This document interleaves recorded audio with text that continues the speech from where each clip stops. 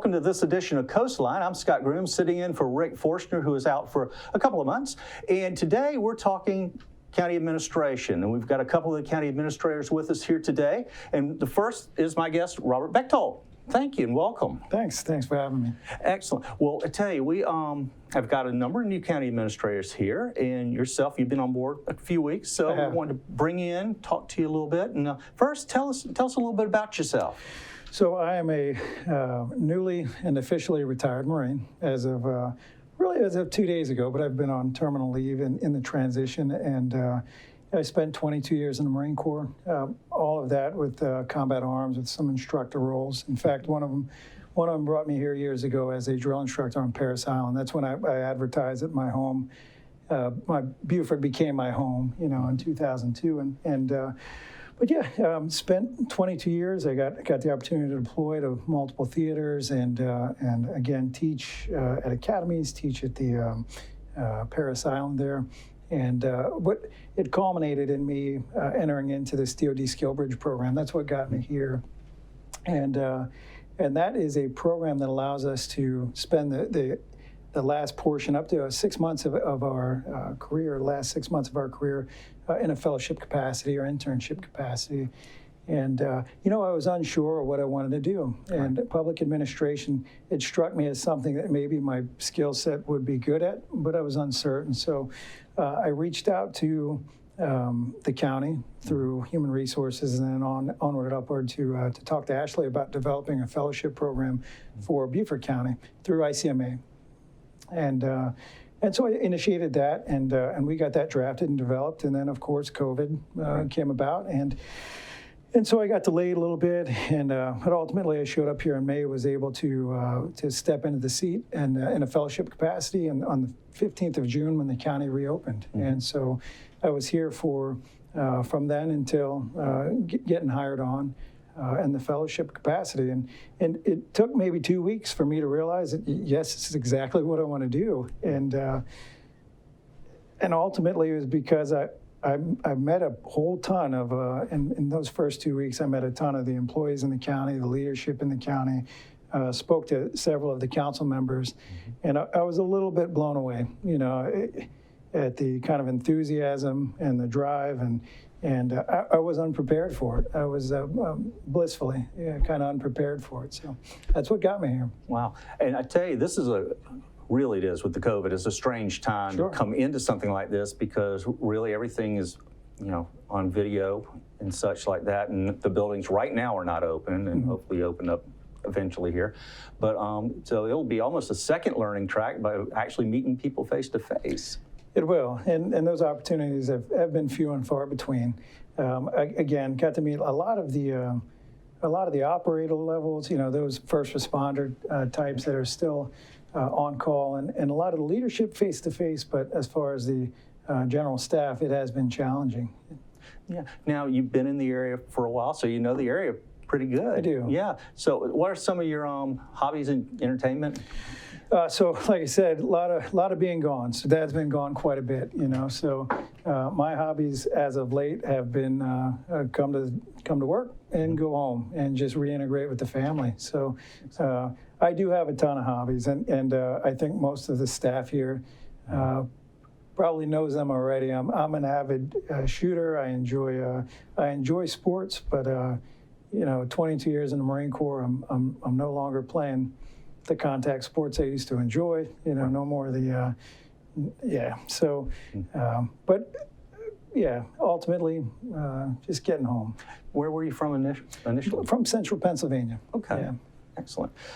So tell me about some of your operational initiatives. What are you looking to accomplish here at Beaufort County? Well, taking on the role, what's been great is through the fellowship, I started my educational pursuit started a couple of months out. So what it allowed me to do is study the county from kind of the 30,000-foot level, and take a look at the history of the organization, how it's developed into what it is today, and take a look at everything from budgeting aspects to human resources aspects, and deconstruct it again at 30,000 feet. And that was just through using Beaufort County as a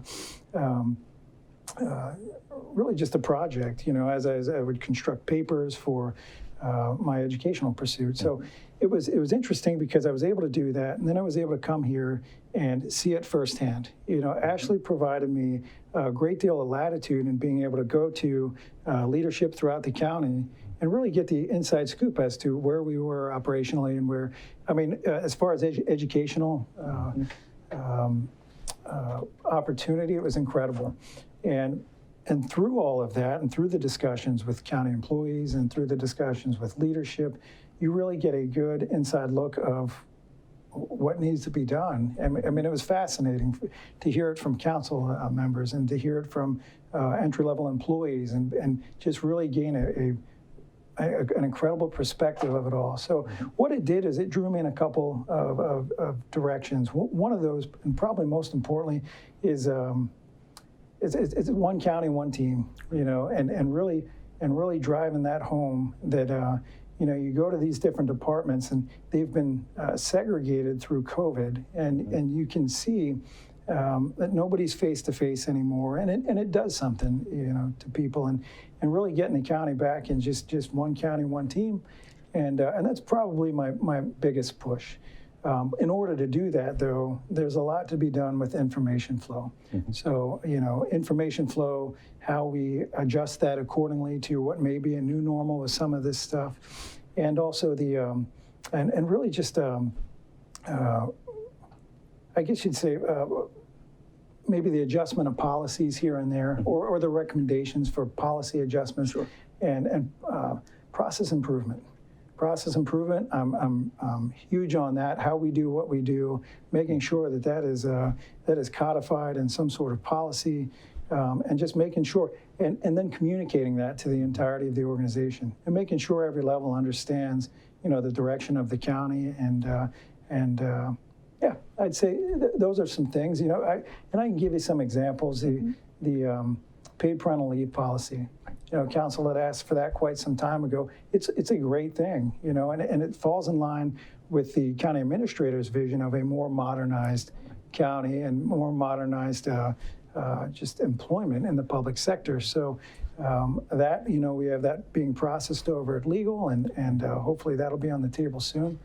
That's just one good example of it, Yeah, they've done a really good job with the leaves and such. They added sick leave this year for county employees, which really was an advantage. Now if you do have an illness, you don't have to use your personal leave, which is great. And then a floating holiday, as well as a couple of more days at Christmas, which was absolutely amazing. And I think that did a lot for morale as well. So the program that you were in the Marine Corps, tell a little bit more about that. So DoD Skill Bridge is the program. So DoD mandated overall, and each service may do it a little bit differently, but it affords a service member up to 180 days, 6 months, to seek out a fellowship or internship. And really, almost any organization can hop on there. If they have a tax ID and they have a legitimate want to support service members, they can do that. Nice. Yeah, and just me opting into public administration, the ICMA provides an avenue to that. There was a gentleman by the name of Darren Tannerman that years ago helped conceive this whole concept. And Scott Marshall out in Bluffton, he was a part of putting together some of this as well, just advocates. And so I did the same thing. I got with the ICMA and I asked to be on their board for their Veteran Advisory Board, which should come out here shortly. Because what I see now is that the leadership opportunities and the leadership competencies that you find in military leaders, and I'll only speak for the Marine Corps now, but they are ever so transferable to public administration. And I had that conversation with Ashley and a lot of the county routinely in my time here, and that was that it was incredible to me that these concepts and the way we plan, the way we execute, the way we task, and it's also so eerily familiar coming over here. I really thought that there would be a larger disparity. So it's been great coming over here and realizing the opportunity for veterans to come into public administration as well. So yeah, that's the program, DoD Skill Bridge, and through the ICMA Fellowship And they both those programs and the people involved are incredible in getting everything lined up for you, even through the COVID, weird, the DOD travel bans and county closings throughout the country and that kind of thing. They've been great. And I imagine the training you had in the military transfers really well to the communications aspect of Beaufort County. Yeah, so I guess all in all, it's the leadership concepts are one. Again, how we plan, how we execute, accountability, is big. And I don't mean accountability in a negative fashion. I mean understanding what responsibilities are, making sure they're clearly delineated. Things like making sure that your leadership team and everyone understands what authorities they have delegated and what they don't. So all of those things, and I could probably list 1,000 others, Sure. That were transferable that I didn't realize how much.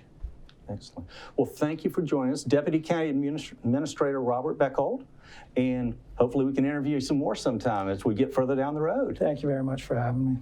We'll be right back right after this.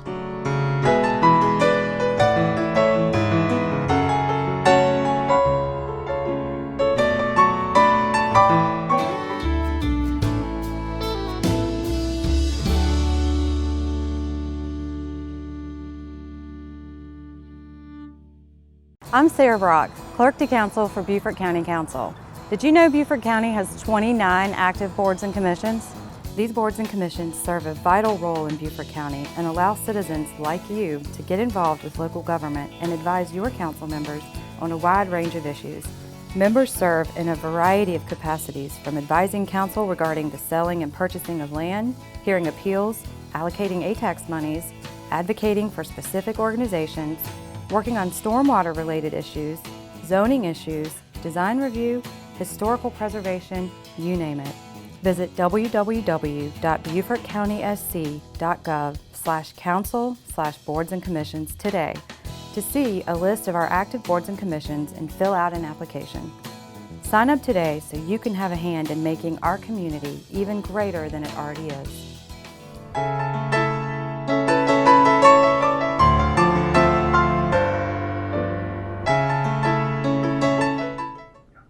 And welcome back to this edition of Coastline. Now we've got Assistant County Administrator for Engineering. This is Jared Fralix. Hey. And welcome aboard. You're new in this job. Tell us a little bit about yourself. Yeah, so I am, I'm a native, not of Beaufort County, but here locally, so live in Walterboro. Grew up in the area, went to school at the Citadel. Okay. And then worked in the area over the last 10, 12 years, doing engineering and other consultant engineering positions. Excellent. Well, you're new to the counties as far as a deputy, but tell us some of the things that you're going to be working with. Yeah, so as an assistant county administrator of engineering, have several different departments, but transportation and sales tax program, that's definitely one of the priorities, as well as public works and solid waste and airports, special projects, facilities, and capital projects. So you've got a lot on your plate, which is really good. A lot of exciting things actually happening in Beaufort County now. So a lot of things going on. Even with COVID going, we're still in business. Yep, engineering is moving forward right away. We got a lot going on. People still have to drive. People still have to. Actually, one of your duties is public works. So you, like I said, keep us air conditioned, keep the rain off of us. So what are some of the things going on in public works? Yep, so public works is our operations function. So they're keeping the roads open in good condition, dirt roads, paved roads, all that we maintain. They're keeping the mosquitoes at bay. So mosquito control falls under that. Traffic, so they're working on our signals. Mm-hmm. And stormwater, there's a lot of stormwater needs in the low-lying areas, obviously. So they're, like I said, they're doing the operation. So there's the guys that actually keeping us moving as a county. And this is a big county. This is, yes. Mileage-wise, this is a big county. Yes, it's a tall order, but they do a great job. Public Works does. Absolutely. Anytime I drive in and I see them in the parking lot, I'm like, yep, something's going on, but they're going to get it fixed. That's right. They're the ones. Cool. Well, we talked about stormwater just briefly a second ago. Now, we're having some changes in solid waste and recycling with the decals and such. Yep. So we're implementing a decal system such that in order, if you're a Beaufort County resident, only Beaufort County residents can enter the convenience centers. We're issuing a decal system that you'll place in your windshield, and then that'll allow you to enter into that. That's rolling out here at the first of the year. We're coordinating with all the citizens and sending out information on how you can apply and obtain that decal for your system. And getting the decal is not going to be, as long as you're a resident, it's pretty much going to be an easy process. That's right. The whole goal is to make it easy for our residents, but also to limit it to our residents. That this is for residents. It's not for contractors to come and dump all their waste, nor for out-of-towners. So that's the whole process and idea, is to make it a better use for our residents in Beaufort County. Yeah, and I guess people don't realize these people who come in from outside and the contractors, that's costing us money. Oh, yeah. So we have to pay for all the waste that's collected. We have to take it and transfer it to a waste facility. And every ton of waste is dollars. So having all this outside waste or contractors is just more dollars out of our budget. So. And it saves the taxpayer money in the long run. Exactly. Yep. Excellent. Now, we are closing a couple of the centers. That's right. There are 2 that will be closed. There's 2 that kind of outgrown their facilities. That is the Gate Convenience Center as well as Pritchardville. And both of those, there's been notice given. There's notice there at the facility where your nearby closest facility is once that one is closed, but they'll be closed coming January 1st. Now, we were talking about something I didn't even know was happening, and I being with the County Channel, I see a lot of these meetings. Sustainability Campus. Yep. Yeah. So solid waste, there's a lot of exciting things. One thing is the Sustainability Campus. So this is something we're exploring right now and hope to roll out in the near future. But the idea is that no waste leaves the county. So it's great as far as a budget's concerned. It'll be able to save millions of dollars on our expense, as well as just general good way of life. I mean, it's a green alternative, whether we're recycling, whether we're composting, or whether we're incinerating. All that is a way that we can handle our trash in a sustainable manner. That's great. And that, again, is a big cost savings as well as an environmental savings. Yes, very much so. All right, moving right along. You got a lot on your plate. Airports. Yes. A lot of exciting things happening at Hilton Head. That's right. So there's already been a lot of exciting things at Hilton Head, mostly with this past year, excepting 3 more air carriers. So we have 4 air carriers that service for a multitude of flights that come in and out of the airport. But right now we're working on the apron expansion and the terminal expansion. So both of those are under design right now and development, and it's really going to add a lot of capacity and capability to what we can provide at the airport in Hilton Head. So when you get to the airport, not only you'll have a larger parking lot, you're going to have more gates so the planes can be comfortable and they can cycle in and out a little bit easier. Yep. And then expanding that runway led to 4 airlines. Oh yeah, it was incredible what just the airline or the improvements that made allowed for a different type of aircraft, and a larger aircraft allowed more airlines to come and use our site. So switching gears, Ladies Island Airport. Anything going on over there for our friends on Ladies Island? Yes, it's just not quite as active and visible. So obviously there's improvements, some different buildings that we're looking at as far as hangar buildings, but also come to find out there's some open permits that we have to address as far as environmentally to close those out before we can start achieving greater improvements there at the airport. They had an Air Days there just recently, and it's amazing how, I mean, I hadn't been there in a long time. It's a nice airport. It really is. It sure is. I mean, it obviously doesn't have the same size and capability as Hilton Head. There's more constraints. It's surrounded by marsh. So it's not going to grow into that same size. But for what it is, it's a great airport. There's a lot to be done there. It's got a great view, too. Yeah. Cool. Now, we're moving on. Capital projects. As the capital projects manager, what are your responsibilities and what is on the plate? Yeah, so capital projects is really buildings and infrastructure. So inside of capital projects is both the sales tax program with transportation as well as buildings. So on the buildings front, right now we're working on the Arthur Horn building. So that'll replace some of our facilities. That's expected to be completed in March of 2021. So that's just around the corner. And as well as other various parks and other buildings around the county. Now, correct me if I'm wrong, when the Horn Building gets up, or I guess we are calling it the new Horn Building or the Horn it's still Building? Arthur Horn Building. Still Yeah. Arthur Horn Building.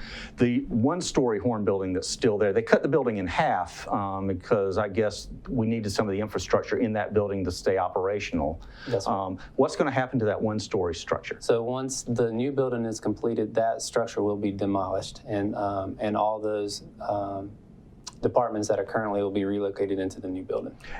And so I know that IT is going to be in there, municipal court, and some other office spaces That's are right. going to be in there, as well as some hurricane preparedness such. That's right. Yep. All right, moving on. We've all the departments in the county did a space study. We answered questions. We had interviews with a consultant that has come in. Tell us about the county's master plan as far as their facilities. That's right. So we're working on a facilities master plan, and the space study was part of that. So assessing what our needs are and what our future needs are as we grow as a county and as a population. So once we have that, they're going to do an assessment of all our existing facilities, and based off what we've commented as our future growth, what facilities we'll need in the future. Mm-hmm. So once we have that information, we'll be able to decide where best that we consolidate departments. Should more departments be in the same building together, as well as space itself. So are there buildings that we can consolidate? Are there buildings that we need to add?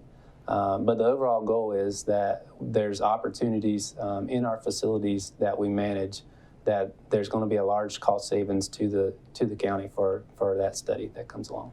And that, again, I think goes back to having such a large, vast county. You've got a north of Broad and south of Broad. That's right. There's a large sector that we have to service, both all the way down into Hilton Head to Bluffton to northern Beaufort County. So there's a large space, and so we have facilities in both sectors. So if that makes sense to keep those facilities or add more facilities or consolidate, that's what that study is going to help us determine. Excellent. Well, in the time we've got left, let's talk 1 cent sales tax. Sure. Tell us a little bit, where are we at in the 1 cent sales tax? Yep, the sales tax was voted on in November 2018, and 2019 started collecting the funds. Mm-hmm. And so we've been in the design process, preliminary design, and our first project, Sands Point Turn Lane project on Ladies Island. That one's actually under review with council for approval. So that'll be the first project out of the gate as far as construction is concerned. We'll continue the design on the Ladies Island projects, as well as the pathway projects. They're under design. We're working to facilitate some public input on that as we're dealing with our COVID circumstances, as well as obviously the large project, the 278 Bridge project. DOT continues to make progress on that as they work towards a preferred alternative. Hopefully by the end of the year or first part of next year, they'll have that. Once that preferred alternative is established, then we'll be able to advance the plans in a full design, and then obviously move towards construction. Well, I imagine a lot of your time has been dedicated to making our buildings COVID safe, and I think that's probably affected a lot of what they're doing on the public works side. So how have you found the response? Yeah, so great. So a lot of the COVID response as far as our facilities runs through facilities management, which is another organization, another department that's under my purview. So they've been excellent. As soon as we identified any issues as far as COVID, they've come in and they cleaned the facilities. They've been doing a great job working overtime to make sure they're clean. Both for when they've been open to the public in the past, and now just for our working, our county workers. So they've been doing a great job. All right. Well, thank you for joining us today. It's been a pleasure having you on. I finally got to meet you. Yeah, I've talked to you a nice to couple meet of you times. as well. Nice meeting you. Yeah. We are 6 feet apart, by the way. That's right. We don't have our mask on, but we are 6 feet apart. And one last question I have, we're talking about the 1 cent sales tax. Now, can people go to a website? Yeah, so we're actually, there was a sales tax website prior to the referendum. We're updating that website now, and it'll be a website, a landing spot where you can look at any of the 3 projects, the 278 Bridge, the Ladies Island work, or the pathway projects. There's a specific website already for the 278 that DOT maintains, but we're working on the other 2 components, and specifically the pathway component. So as mentioned, the pathways, we're working on the preliminary layout and design, and we need public input. So there will be a public comment period here in the near future once we roll out with that website. And once we get that input, then we can push forward with the final design. Excellent. Well, thank you for joining us. Assistant County Administrator of Engineering, Jared Fralix. We hope we can have you back on sometime when Yes, a lot of sure. this gets done. That's cool. Well, thanks for joining us on Coastline. Now, be sure to join us next month. We'll have Frank Rodriguez from the Beaufort County School District. They've been going under a lot of changes to comply with COVID, and we'll catch up with him, find out how things are going next time on Coastline.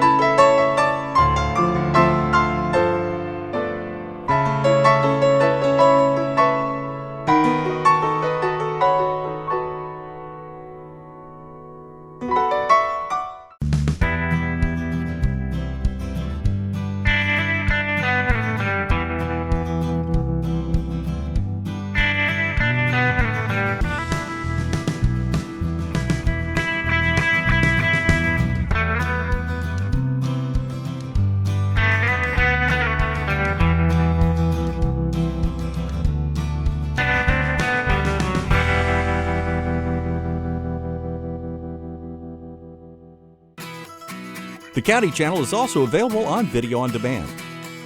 Go to BeaufortCountySC.gov, scroll down to Public Meetings, click Watch Now, and then click the Video on Demand button and select your program from the list. Call the meeting to order. If you'd like a DVD of this program, click on the link on the right and fill out the order form. And thank you for watching the County Channel. What is the 2020 census? The census counts everyone living in the country. And it records everyone who lives at your address on April 1st. The data can be used to inform important funding decisions that affect your community. Shape your future. Start here. Visit 2020census.gov. Never gonna give you up, never gonna let you down, never gonna run around and desert you, never gonna make you cry, never gonna say goodbye, never gonna tell you why and hurt you. Morning. Deputy Cook, Beaufort County Sheriff's Office. Reason I stopped you, sir, you threw your cigarette butt out the window. That's littering in the state of South Carolina. You have your license, registration, and insurance. Yes, sir. Never gonna give, never gonna give, never gonna give, never gonna give. Got a quarter?